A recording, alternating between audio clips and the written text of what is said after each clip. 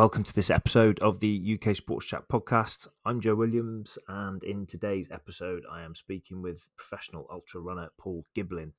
Paul is part of the Compressport team. He has medalled at world level with Great Britain and on the road and in the mountains. His list of successes is long. He's competed in some amazing races such as the Western States 100 and the Barkley Marathons. Paul is also a coach, and we had a good chat about the journey he's taken over the last 12 plus years to become an elite runner and coach. Enjoy this episode. Please give us any feedback via our social channels, and see you next week. Morning, Paul. Morning, Joe. How you doing? Yeah, I'm good. Thank you, mate. How are you? I'm all right. The sun is shining this morning, so blue skies makes a change. It's nice. It is here as well. It's really nice. Whereabouts are you? I'm in Scotland at the moment. I normally live in Chamonix, but I came back for Christmas for 10 days just to see some friends and family at Christmas time, and then I got stuck here in a lockdown. So I've been super unlucky in the last 12 months. I've hit every lockdown possible.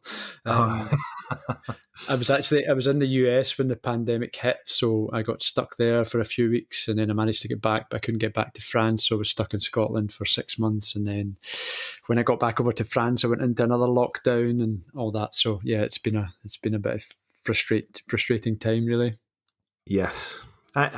When did you move to Chamonix? How long have you been out there? About 2 or 3 years. I've been going to Chamonix pretty regularly for, I don't know, maybe 8 to 10 years, mostly around the UTMB race. So after the first couple of years of doing those races, I started going out in the summertime much earlier so I could spend some time in the mountains training, and then it kind of extended from there. Then I wanted to be there in winter so I could ski, and then maybe about 2 or 3 years ago I kind of moved over there full time. But before that, I kind of travel a lot to races before pandemic. It's hard to remember times before the pandemic now, but so I wasn't there all the time, but I would kind of try and base myself there. So yeah, I'd actually just moved October time to a different apartment, but I haven't been there very much, obviously, because I got stuck here. So I'm not sure when I'm going to get back, but I'm trying to make the best of it. I don't live in the worst place in the world. In Scotland, there's some great mountains and some good places to run. So yeah, trying to make the best of it. Yeah, definitely. It sounds bliss. Skiing and running in the mountains, amazing. Yeah, I mean it's more complicated now because of the whole Brexit thing as well. But yeah, it's a great place to be. Cool. Okay, so give us an intro to yourself, and I guess that's always a tricky one. Do you talk about things you've accomplished? Do you talk about your career or stuff? But I've been running for maybe 12 years or something. I wasn't a runner before that. It's not like, I ran when I was a teenager very much, or I had some kind of, I've been doing this all my life. I haven't at all. I used to race mountain bikes when I was a kid, really, when I was a teenager. I raced for a number of years. I loved mountain bikes. I loved being out in the wild and having a good time on bikes. And then I go to university, the usual things happen. You get into other things. I was into music and drinking and having fun. And coming out of university, I ended up working for some big advertising agencies in London. I lived in London for about 6 years, maybe. Partied a lot, worked hard, played hard, didn't really think about exercise all that much, if I'm honest. And then I moved back up to Scotland, and then at some point I just felt like, for the first time, I felt like I was really unfit and maybe unhealthy. And it wasn't bad. I didn't have a terrible lifestyle. And I just started going to the gym, really. I thought, I need to do something about this. And I started quite enjoying going to the gym. I ran on the treadmill like most people do, maybe 10-minute warm-up and then 10 minutes after I'd done some weights or whatever. And I quite enjoyed that part of it. So eventually started running outside, and I just kind of got hooked on it very quickly. Just really enjoyed that feeling of being outside and the wind in your face and moving. And I got into that quite quickly, really. And then I signed up for maybe a couple of 10K, like city 10K races, just kind of local things. And I quite enjoyed them. I quite enjoyed having that target of, right, that race is on that date. I'm going to try my best to do some training and get fit for that race and see what happens. I had no idea about what was a good time, what wasn't a good time, how you would pace anything, nothing like that at all. Just went into them and I had fun. And then I just came across something on the internet one day, and it was an ultra which I'd never heard about before, and I just couldn't believe there was this whole scene happening that I had no awareness of at points, Yeah. and there was people running 50 miles or 100 miles on these trails through the mountains, and it kind of connected me a wee bit to what I enjoyed about mountain biking, and I thought, I can't Yes. believe people are doing this. So I just wanted to find out more straight away. So I did a bit of digging, and I found a race. It's quite a big race in Scotland that a lot of people maybe do as their first one or two races. It was the Highland Fling. So Yeah. it's really the first half of the West Highland Way route. I signed up for that straight away. I had no idea, and it was back before you could even sign up online. You had to, write a check and sign Yeah. a piece of paper and stick it in an envelope. It was like you weren't sure if you were going to get a place or not, and you weren't sure how you were going to be communicated to. So I signed up for that. And then I thought, right, okay, what am I going to do to get ready for this? At that point, I hadn't run a half marathon. I hadn't run a marathon. And I had to figure out a way to try and get ready for this 53-mile race. So I signed up for another ultra before it. It's the D33. It's a smaller race up north in Aberdeen. And it's like a kind of road race. You're go out for 16 miles, turn around and come back again. It's a pretty straightforward race. So that would be the longest I'd ever done. And I still hadn't run a marathon in training at that point. So I did my training. I went on and I did that race, and I learned a lot, and I had no idea what I was doing at all. Like, absolutely clueless. I didn't know if I had enough time to stop and do the toilet and stuff. It was just all brand new to me. But Yeah. I was excited, and I did the normal thing. I ran out probably way faster than I had the ability to do and maintain, certainly. And to finish was a real struggle to finish. It felt like I'd achieved something fairly significant. I don't know Yeah. where I was in terms of uh, finishing points or anything at all, but it was a really great experience, and I was really excited then about being able to run longer. I signed up for another race in between before this fling race that I'd signed up as the first one, and that was a little bit longer. I think that was a Cateran maybe, and I ended up winning this race. It was a 55-mile race or something. So I must have got something right in my training at that point. So, And so how many races had you done up to that point? I think that was my second race. I'm pretty sure that was my And you won second it. race. Yeah, yeah. I mean, it probably wasn't a super competitive field, but there was some experienced guys doing it at the time. Like I seriously didn't know what I was doing at that point at all. I didn't know how to fuel for the race. I didn't know how to pace anything. I didn't know what kit to wear or anything at all. It's quite a steep learning curve when you get into ultra running. Yeah. Um, and then I did the Highland Fling, or I can't remember. Maybe they were slightly different order or something. I did the Highland Fling anyway, Yeah. and then that race that I'd won, they were quite close to the organisers of the West Highland Way race at that point, and they said that was the one that I'd really dreamt about. So doing my research around ultras, I'd realised that there was this race every year. It was a West Highland Way race, and it started. I kind of connected with the story of that race. It was probably one of the first long distance ultras in the UK. It was on a great course. It was kind of on my doorstep.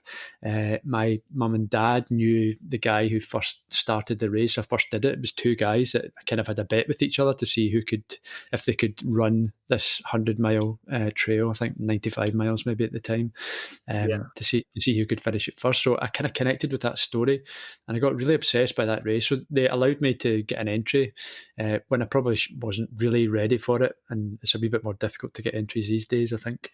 Mm-hmm. So in that first season of me doing my first ultra, I went straight into doing a 100-miler, which is not the way to go. It's not a recommendation I'd ever say to anyone. And like, if you think I didn't know what I was doing on the shorter ultras, I had no idea what I was doing in a 100-mile race, because you've maybe got crew involved, and you really have to look after yourself, and you really have to fuel things properly, and I had no idea what I was doing at all. But I finished that race, and it felt amazing. It felt like a huge achievement for me. I think I was maybe 6th or 7th or something maybe in my first one, and that was me. I just got the bug for the West Highland Way race, and I knew I had to go back there, and I knew I really wanted to win that race. So it was something that just captured my attention really, and my imagination, and I just wanted to be part of that whole scene really. So how like I'm guessing you were from what you were saying then you're mid to late 20s then when you started running. Yeah, yeah. Okay, so you, and this was 12 years ago. So within that second or third race, then how long had you been running then? I'd been running less than a year, certainly. I'd been doing some stuff, like I said, in the gym on a treadmill, but nothing significant. I probably wasn't going beyond, 8 kilometres on a treadmill at any point. And then I'd started being outdoors, so I was doing like 10K runs fairly regularly. I did a couple of training sessions that I wanted to push it. I remember doing my first marathon distance. I'd never run a proper marathon at that point, but I'd decided I wanted to do that in training. At least I had to be able to run a marathon before I could run anything beyond that, 50K or something. And I remember coming out of the back of that training run, and I was crippled. I couldn't walk for days virtually. I'm thinking, wow, this is something like really significant. And I'm not saying that running a marathon isn't significant now. I mean, it's a huge thing for a lot of people, Yeah. but amazing how your body adapts eventually. That a marathon at the moment for anybody who's really committed to running ultras. To run a marathon is probably a relatively short training run at a weekend, Hmm. but at the time when you've never done it before, it's a huge thing. And I felt that buzz afterwards. I felt like I'd really achieved something, as well as suffering legs and unable to walk downstairs. Yeah, yeah, going down backwards. Yeah, Um, exactly. so the West Highland Way, like you said, that was 95 mile at the time. So you've gone into that 100 miler. Yeah. Um, so you went back the following year, didn't you? Yeah, I did. I ended up doing 5 in a row. So the first 2 were really good learning processes for me, really. The first one was just brand new. So at that point, you just don't know that you can complete the distance. And it's actually quite I try to say this to some of the athletes that I coach when they haven't run that kind of distance before. It's actually a really magical time because you just don't know what's going to go on. Everything's new. Your mind and body, that whole connection is testing itself for the first time when you're going that kind of distance. So it's actually like a really special time. You don't realize at the time because you're having to work hard and you're suffering and you're questioning yourself and everything as well. But it was really a magical time for me. And then the second year I did it, I was a wee bit more clued up in terms of what I needed to do in order to have a good performance. So I Yeah, think I finished second in that year. The guy that won it was a super strong runner at the time, and I was kind of in awe of him a little bit. And then I got through the second one, and then I thought I had this kind of moment or this conscious decision making point in my mind to say, I'm going to win this West Highland Way race and I'm going to break the course record. And I'm not that type of person. I'm not normally the type of person who will be kind of bold in those statements sometimes. And actually, I verbalized it. I spoke to my mum and dad at the time and I said, I'm going to break the course record in it. And people, yeah, they kind of looked at me like, "Oh, that's great, son, very good." But they probably, I could sense from them, they were thinking he's maybe been a wee bit over ambitious here. And by the third one, that was the first time I won the race, and I took a fair chunk off the course record at the time. And yeah, I don't think I've ever run, even since, a race with such determination and focus, and I knew I was going to do it on that day. I don't know why, I don't know where it came from, but yeah. So I was focused enough that I wanted to go back the second time after that, and I went back a third time, and I managed to win another twice and break the course record twice again after that. So yeah, it was a yeah. really special race for me, really. It was the second time that you took quite a chunk off it, didn't you? Was it the Yeah, second year? yeah.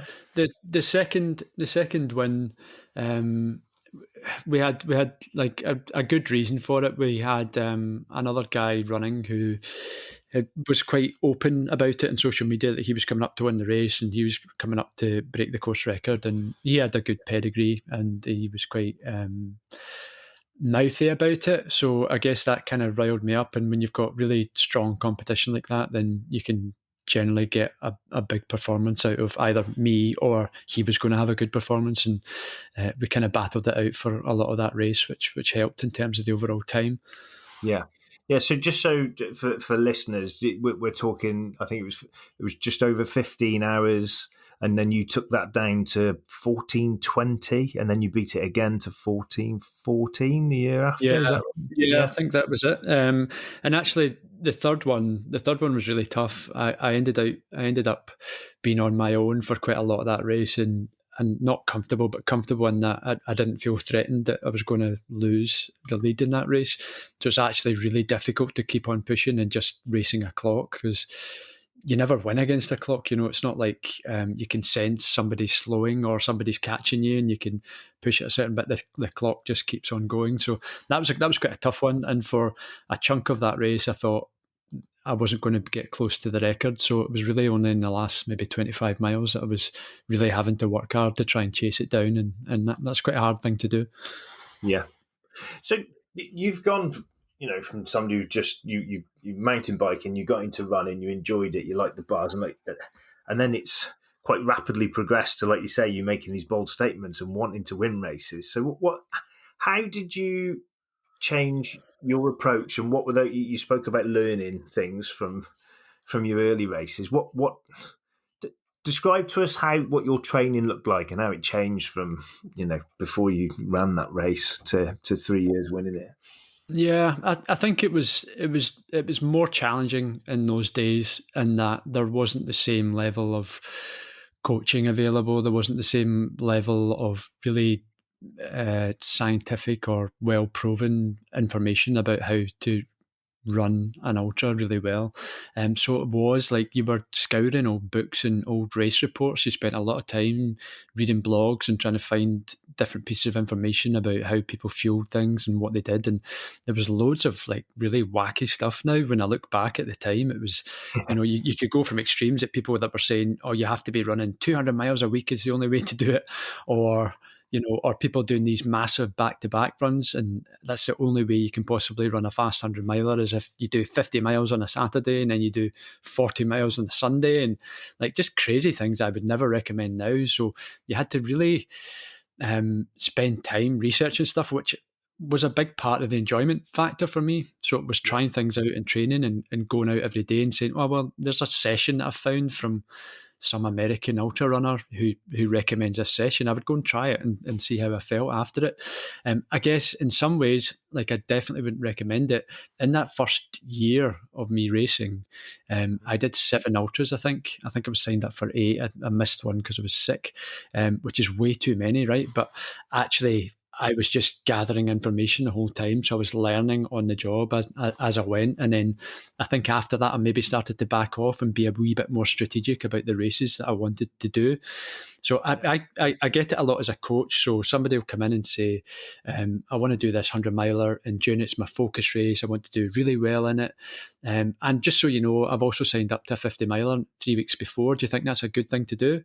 And I'm like, well, first of all, it depends on what your goals are for the race. If you really, really want to perform at your best, running a 50-miler or racing a 50-miler 3 weeks before you go into a 100-miler, it's not going to put you in the best possible position to do that.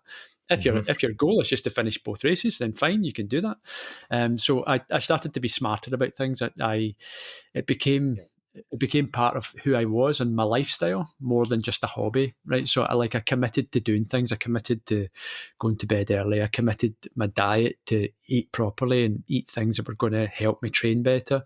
I did all the extra stuff around my running, like all the mobility stuff and looking after your body and stretching and all those kind of things make a big difference, and it becomes part of who you are and part of your lifestyle. And I think that was the big change for me, really. Yeah, that's a you've touched on a really important point there, because I was playing football with my son yesterday, and I made this point to him. I said he's 16, he's going up to college, and he wants to keep playing football. And I said, you're at that age now where you need to start looking after yourself. Yeah. You need to be stretching. You're not 8, 9, 10 anymore where you can just run around. You need to be stretching. You need to be doing bits of strength work, and this is something that runners are quite guilty of. Overall, is just running and not doing those extra bits that you're talking about. So it sounds like you really immersed yourself in everything. I think it's the only way to do it if you really want to get the best out of yourself. I think there's a lot of untapped potential in people. All of us carry that about, and I know some people maybe doubt it more than others. And like, I'm talking here, I'm not particularly gifted runner or anything. It's not like I'm some genetic freak that I've got this massive VO2 max or something that I have this super talent for running. I'm not. I don't think I am. I think I've really committed to it, and that's the difference.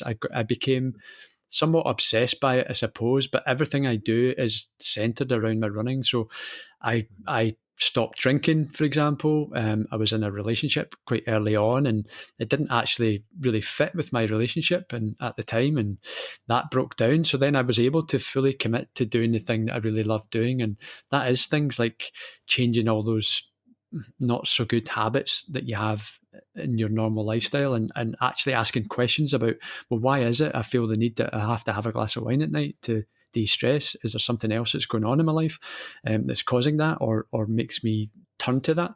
And is there something else I could do to replace that? So those were the kind of things I was doing. I was doing more mobility then, and eating well and trying different foods so that I could wake up feeling fresh after a 20-mile run and stuff like that. So I think that's quite interesting. It's great for me. See, as a coach, like it's great when you get people onto a podium, or athletes finish, a run that they didn't think they could do, or they finish their first 50 miler or whatever. That's all great. But see, when you actually have a relationship with athletes and you see how it's affecting their life in a positive way, them and their family. So they're going from maybe having some of these bad habits to doing better things with their lives. They're spending more time outdoors. They're getting their kids and their families involved outdoors, and they're doing things together, and their families are turning up to support them on races, and they're all getting involved with it. That's like really rewarding to me as a coach when it starts to have an impact on their lifestyle, a positive impact on their lifestyle.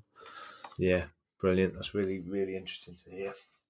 So you've run some amazing races. I know you've run Western States 3 times and finished in the top 10 there, and Barkley Marathons, and there's a list on your power of 10. Yeah. Have you got a favourite? I struggle with favourites. They're in some ways they're all favourites for different reasons. So Western States, I when I went through my whole West Highland Way thing, I became aware of Western States. It's the oldest 100-miler in the world. It has like a really interesting, compelling backstory for me, and similar to the West Highland Way, I really connect with something that feels authentic and genuine, and where it's run from and the backstory. It used to be like a long distance horse race. I don't know if you know much about Western States, but and it goes through some amazing countryside in Northern California.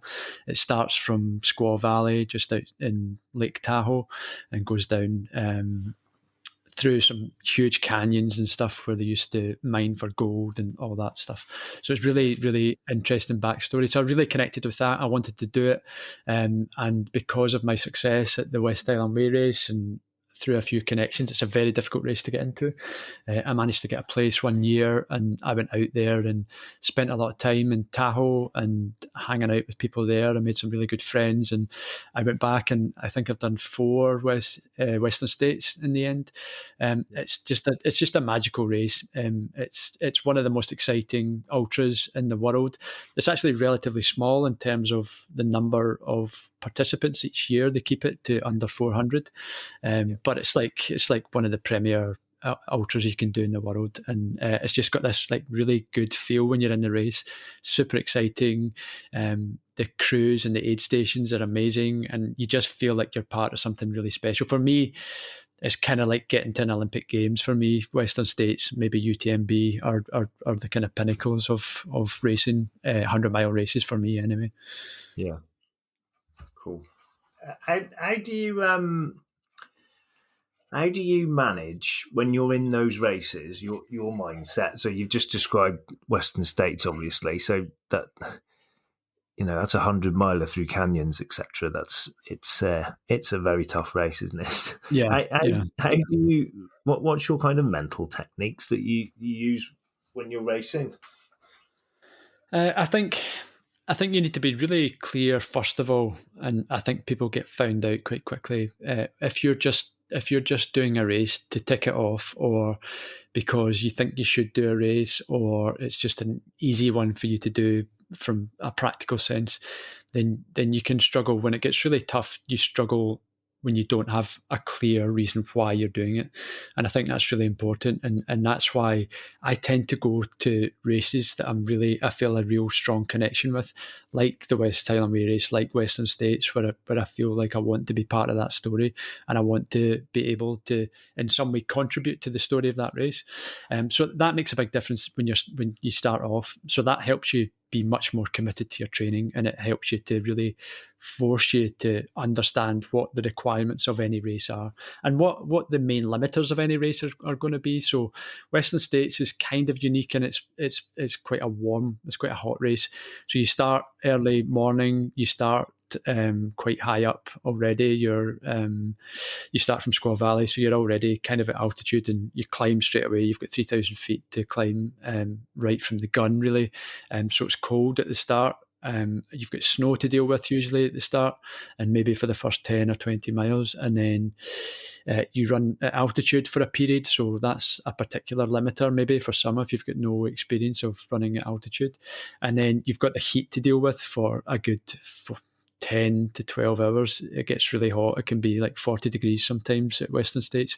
And that's one limiter that you just can't ignore is the heat. So there's certain things you can do in a race mentally, and there's things you can do to prepare for that. So when you've already bought into the race and you've got a strong connection and you understand why you want to do it and why you want to achieve and why you want to finish or race well, it makes such a difference in your preparation, because you do the work to make sure you're as prepared as you can be.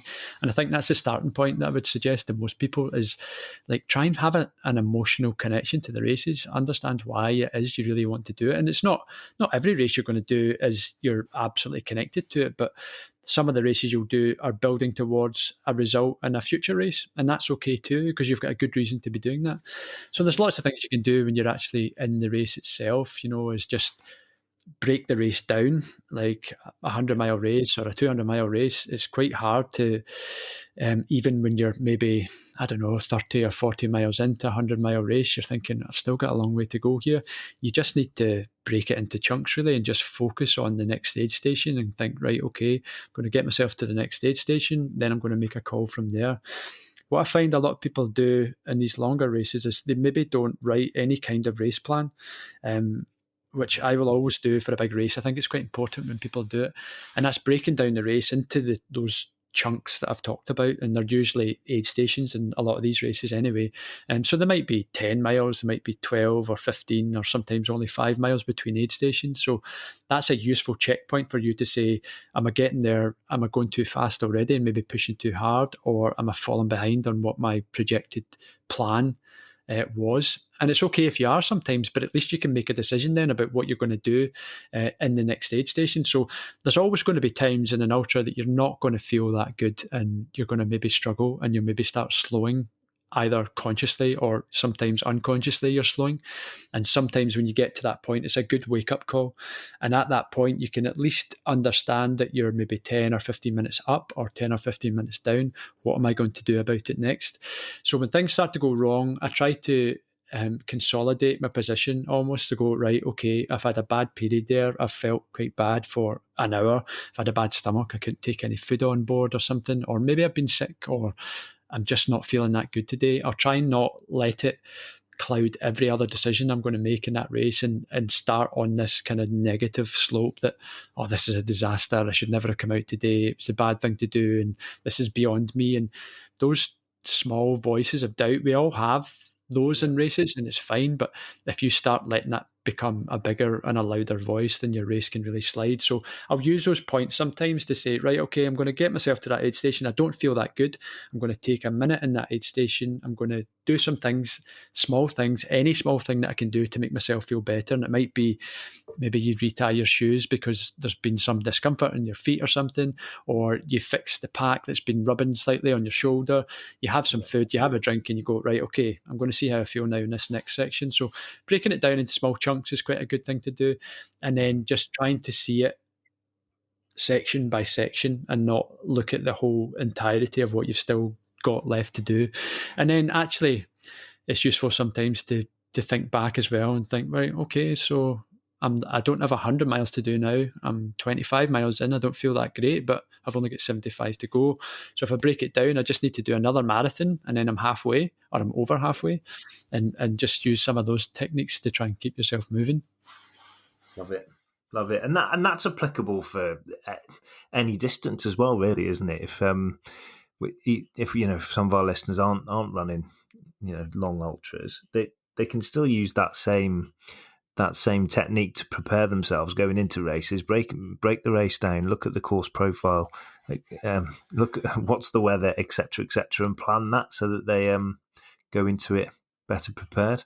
I think so. I mean, even down to like trying to run a fast 10K, you're breaking it into those chunks, aren't you? You're breaking it down. The first 2 kilometres of this 10K PB that I'm desperate to do, the first 2 kilometres are about trying to get to this point that you're feeling a relative level of comfort. You're pushing hard, but you're in control of things. When you get to 5K, you're already on the other side of the peak. You're already heading down the way. When you get to 8K, maybe you're thinking, right, okay, I've only got 2 more kilometres. I know this is only going to take me less than 10 minutes. I need to just be able to push hard for the 10 minutes. So it kind of works in any distance. It's just a wee bit more concentrated, and it comes a bit more quickly on the shorter stuff. Yeah, cool. So what's your plan for the next 12 months? Have you got a specific race that you're aiming for, or what? It's been a bit tricky, obviously. There's quite a few races have been cancelled. I was supposed to be back out at Barkley this year, which happened a few weeks ago. I was also out in 2020.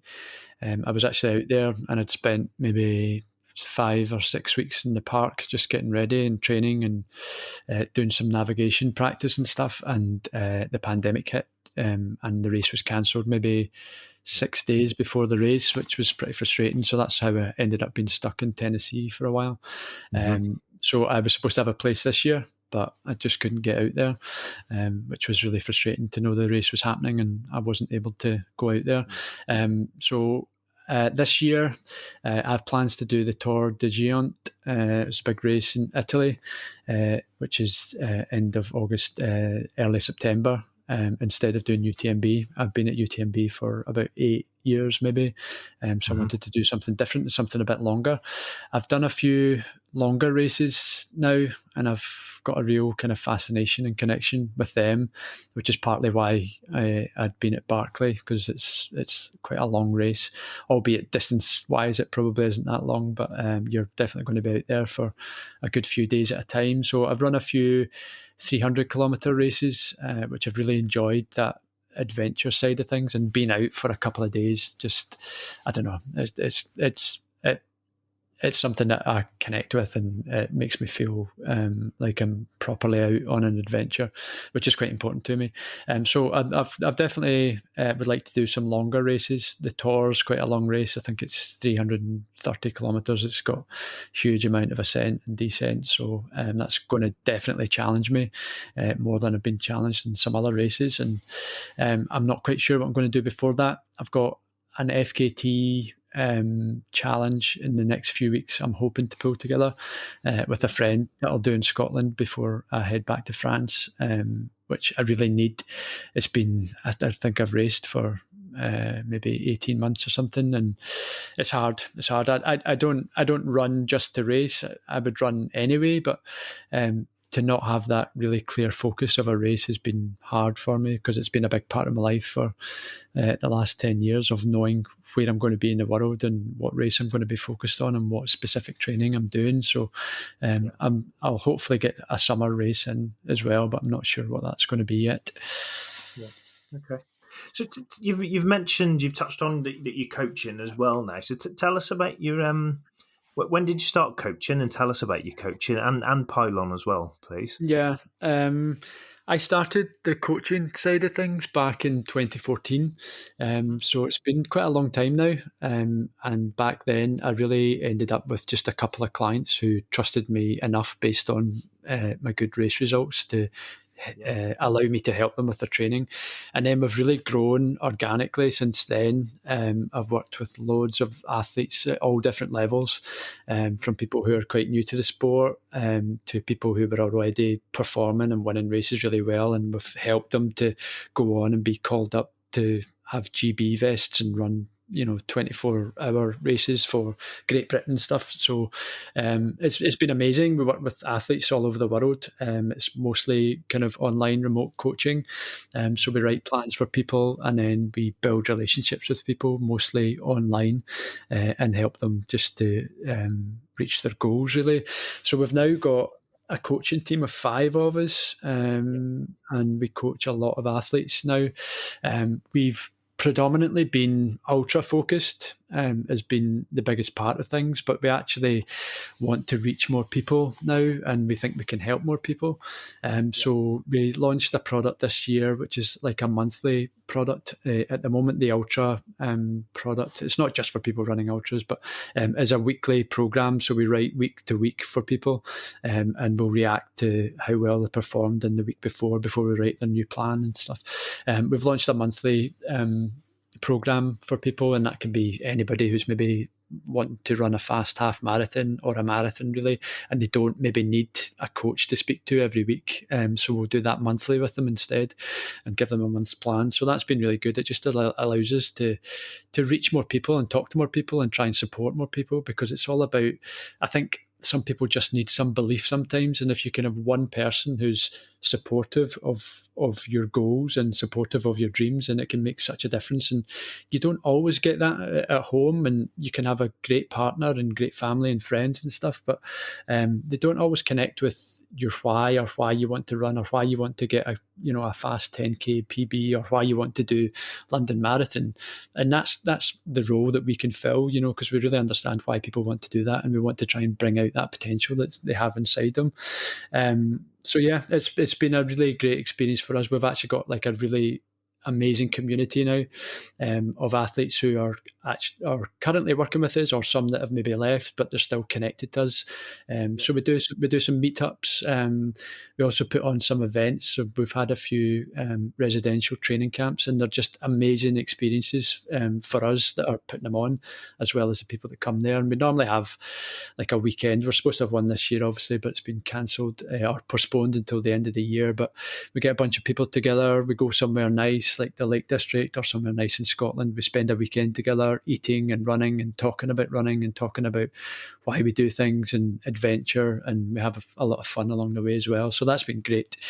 And we've also we're putting on a race this year as well. It's a virtual race, but it's called Exposure, and it's happening next weekend on the 24th. And there's been a lot of virtual races about, and for good reason, and it's given some people some focus, particularly last year in lockdown when none of us could race, which was good. But they tended to be this kind of run 50 miles in a week and let us know when you've run it, and we'll send you a medal and a T-shirt. And we thought if we were going to do something and it had to have a kind of live race experience was important for us, and it had to be genuinely challenging as well. So basically, we've got the race is going to be split into 6, 12, or 24-hour exposures. So there'll be, if you sign up for the 12-hour, there'll be 12 1-hour exposures. So we'll basically tell you at the start of that hour, you won't know what distance you have to run.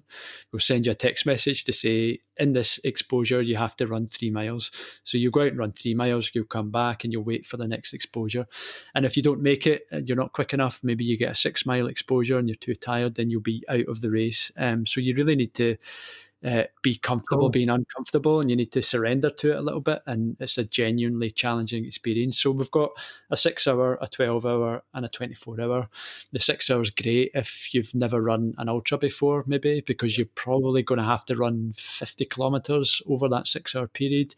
We've got the 12-hour, you're probably going to be around the 50-mile mark, and if you're brave enough to take on the 24, then you're going to have to be able to run probably 100 miles in that 24-hour period, but it'll be broken down into those 1-hour segments. So it should be a lot of fun. The fastest cumulative time overall will win. Some people will not be doing it for a win. They'll just be doing it to see if they can survive for 12 hours or 24 hours. So it should be a lot of fun.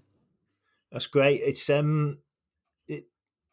you're right. I completely agree that virtuals have helped people a lot, because you spoke about having something to aim for. You're missing that Yeah, yeah, connection to a race, and that has given people it over the last 12 months. I agree.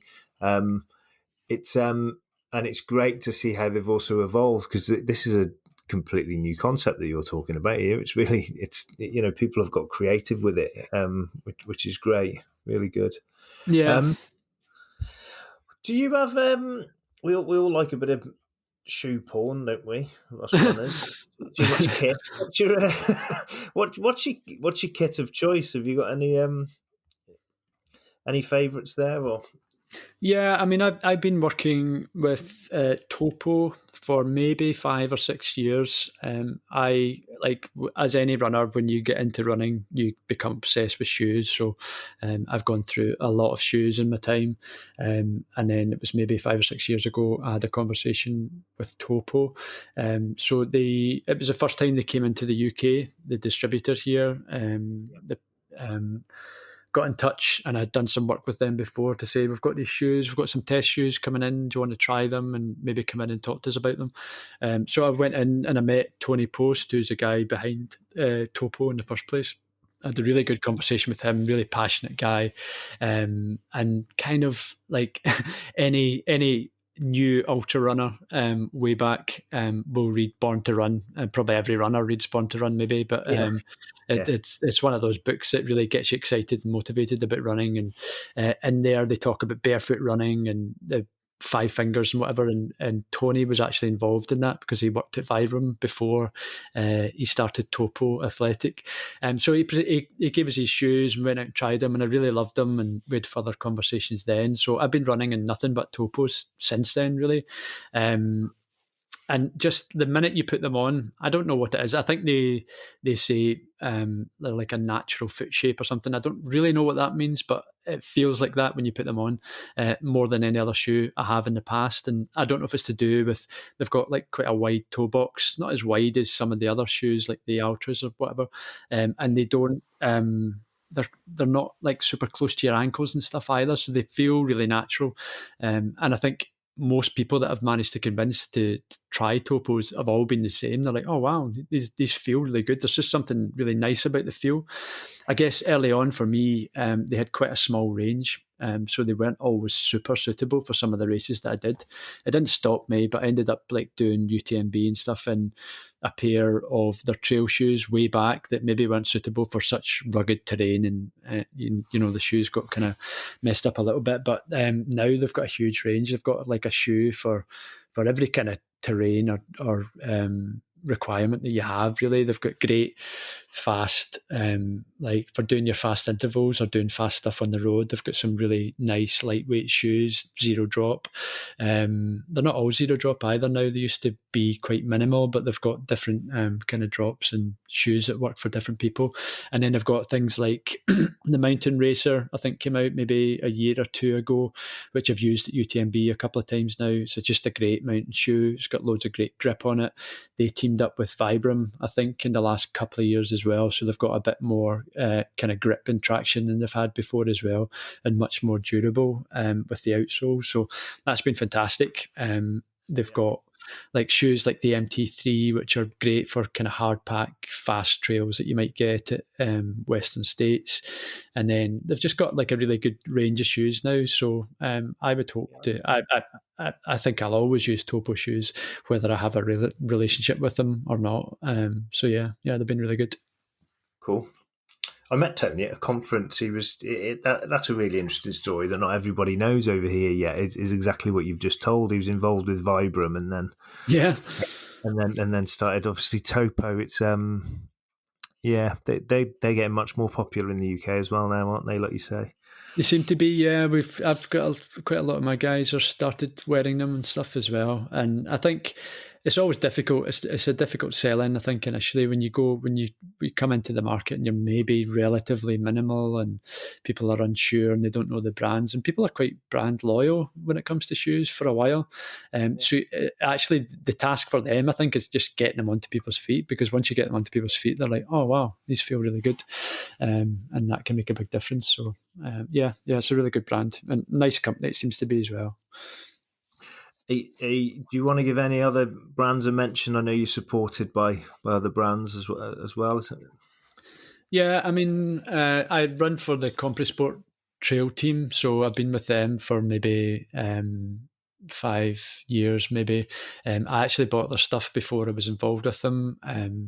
When I first started and I was doing some European races, they were a relatively big brand in Europe, maybe less well known in the UK, and they were really focused on like technical trail running stuff. They've now expanded the range. You know, they do a lot of triathlon stuff, and they do like a really great road running range as well. But they're just really passionate people. I don't know if you've met any of those guys as well. Sylvan, who's the owner, he's like, I I think he's haven't. probably the head designer as well. He's so passionate about design, so passionate about the fabrics, and he gets really, really excited about the products. So their products are not like, they're not just churning out different colours every year. They're actually making developments, and they're using us as their athlete team to get feedback on stuff, and they're talking to us about, well, what is it you really need, and does that top work really well, and what happens if it's windy? Can we change that product? Can we make it better? And he's obsessed with making things better but making them lighter as well. So yeah, it's a really interesting company to be working with. They've just got some really great kit now. It's never going to be super cheap kit. It's not cheap if you're wanting, cheap stuff that you're going to run every day in and do all your training runs in, then it might not be the stuff. But if you really want to perform well and you want like the lightest and best performing kit, then I don't think there's much that can beat it at the moment, really. Cool. Okay. So what's your favourite non-running hobby then? I'm not sure if you're going to have anything the way you've described it. You've immersed yourself into it. What do Uh, you do to chill out and away from running? I like to ski in winter, but that becomes a form of training, really. So I probably can't claim that one as a way to chill out sometimes. So I don't just ride lifts and ski down all the time. I like to do skiing uphill and do some ski touring, really. And then with that mind that I have, it's never enough. You want to be lighter and you want to be faster going uphill, and you want to be faster in your transitions and stuff. So it's not always a way for me to switch off. I read a lot. I do some music production. So whenever I get time, I'm messing about with synths and making noises and trying to put some tracks together. I do some YouTube stuff, make some films about running, and I do a lot of that kind of stuff. We've got a podcast as well, and we talk about, it's not just about running, it's more about some of the issues that come up in life and how we can use running to better inform some of the decisions we make as we go through our lives and stuff. So that's quite a fun thing to do. It's the Pylon Ultra Pod for anyone that's listening. Give us a listen. Yeah, Yeah, give us all your social and your website and that, so if people want to connect with you and yeah, it's mostly, you can find us at Pylon, Pylon, which is kind of the umbrella for the whole kind of coaching business and the events and me. We have Pylon Ultra as well now, which is really the brand itself, and my personal one's Pylon, but you're more than welcome to follow there or come along and check some stuff out. The podcast is the Pylon Ultra Pod. It's available on all the normal podcast players. We just put another episode out last night, actually, so that'll be available now. If anybody fancies listening to us on your long run, then check it out after you've listened to this. great. Paul, thanks ever so much for coming and chatting to me. I've really, really enjoyed it. Especially how you describe your connection with races. It's really it's inspiring. It really pulls you in. It was very, very interesting to hear. So thanks for coming on. No worries at all. Best of luck with your future races and your coaching and everything. And No worries at all. Hopefully I'll speak to you again soon, Joe.